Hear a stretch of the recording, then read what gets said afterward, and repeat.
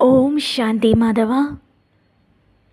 வாழ்க்கையில் சில உறவுகள் ஏன் நம்மளை விட்டு போகுது? இல்லை தற்காலிகமான பிரிவா, இல்லை நிரந்தரமான பிரிவா பாபா?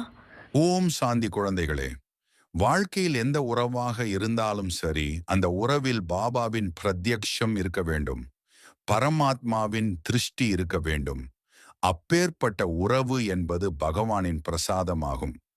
அந்த பிரசாதம் எப்பொழுதும் பகவான் கையில்தான் இருக்கிறது என்ற உணர்வில் நீங்கள் இருந்தீர்கள் என்றால், அந்த உறவு பிரிகிறது என்ற வார்த்தையே தவறான ஒன்றாகும். அந்த உறவு உங்களிடமிருந்து பிரியவில்லை, மாறாக பகவான் கைக்கு சென்றுள்ளது. உங்கள் உள்ளுணர்வு, பார்வை, திருஷ்டி அனைத்தும் தூய்மையாக இருந்ததென்றால் அந்த உறவு திரும்பி உங்களிடம் வந்து சேரும். ஆனால் அந்த உறவிடம் மோகம், காமம், பற்று, அகங்காரத்தை காண்பிப்பீர்கள் என்றால் அப்பொழுது அந்த உறவு உங்களிடமிருந்து நிரந்தரமாக சென்றுவிடும். அதனால்தான் சொல்லப்படுகிறது, தூய்மையான திருஷ்டியே அனைத்து உறவுகளின் சந்தோஷத்திற்கு ஆதாரம் என்று. அதனால்தான் சத்யுகத்திலே அனைத்து உறவுகளும் மிகவும் சந்தோஷமாக ராயலாக இருந்தார்கள்.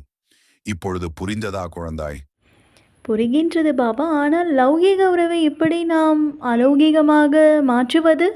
லௌகீக உறவை கூட நீங்கள் தூய்மையான திருஷ்டியில் மோகமில்லாமல், இதுவும் பகவானின் பிரசாதம் என்று விடுபட்ட உணர்வில் வாழ்ந்தீர்கள் என்றால் அந்த உறவு கூட உங்கள் வாழ்க்கையில் கடைசி வரை நீடிக்கும்.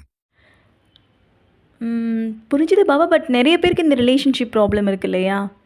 ஆம் குழந்தாய், ஏனென்றால் தீய பார்வை, பற்று, பொறாமை உள்ளது. அப்பொழுது பிரபஞ்சம் அந்த உறவை உங்களிடமிருந்து பிரித்து வேறாக அறுத்து சென்றுவிடும். ஆதலால்தான் மனம், உடல், பொருள் அனைத்தும் ஈஸ்வரனின் சேவையில் ஈடுபடுத்துங்கள் என்று சொல்லப்படுகிறது. இப்பொழுது புரிந்தது. எந்த உறவாக இருந்தாலும் பரமாத்மாவின் பிரசாதம் என்ற உணர்வில் இருப்போம் என்றால் அப்பொழுது கிரகச்சாரம் என்பது விலகிவிடும். அச்சா குழந்தாய், ஓம் சாந்தி. சென்று வா.